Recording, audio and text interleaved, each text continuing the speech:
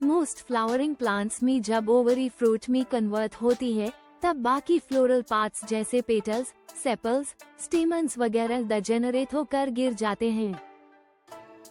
यानी final fruit formation में mainly ovary का रोल होता है। ऐसे फ्रूट्स को ट्रू फ्रूट्स कहा जाता है क्योंकि ये सिर्फ ओवरी से डेवलप होते हैं। लेकिन कुछ स्पेशल केसेस में स्टोरी थोड़ी डिफरेंट होती है। जैसे एप्पल, स्ट्रॉबेरी और कैशू में सिर्फ ओवरी हाई फ्रूट नहीं बनाती, बल्कि थैलेमस, फ्लावर का बेस पार्ट, भी फ्रूट फॉर्मेशन में कंट्रीब्यूट करता है। ऐसे फ्रूट्स को फॉल्स फ्रूट्स कहा जाता है। इसका मतलब ये है कि जो पार्ट हम फ्रूट के रूप में खाते हैं, वो प्योर ओवरी ओरिजिन का नहीं होता। ई फ्लैट एक और इंटरेस्टिंग कॉन्सेप्ट समझते हैं। जनरली फ्रूट्स फर्टिलाइजेशन के बाद ही बनते हैं, लेकिन कुछ प्लांट्स में फर्टिलाइजेशन के बिना भी फ्रूट डेवलप हो जाता है। इस प्रोसेस को पार्थेनोकार्पी कहते हैं।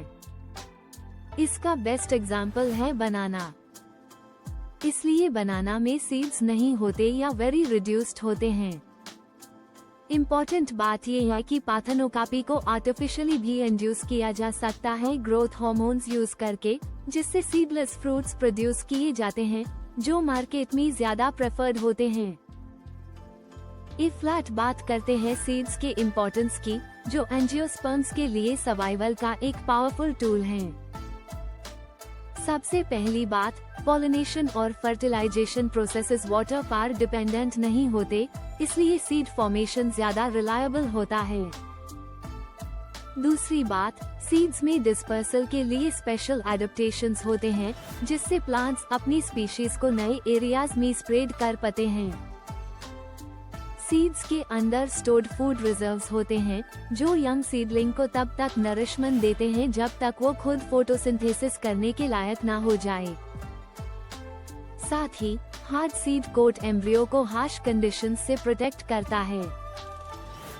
और क्योंकि सीड्स सेक्सुअल रिप्रोडक्शन का रिजल्ट होते हैं, ये जेनेटिक वेरिएशन क्रिएट करते हैं, जो इवोल्यूशन और अडेप्टेबिलिटी के लिए बहुत इम्पोर्टेंट है।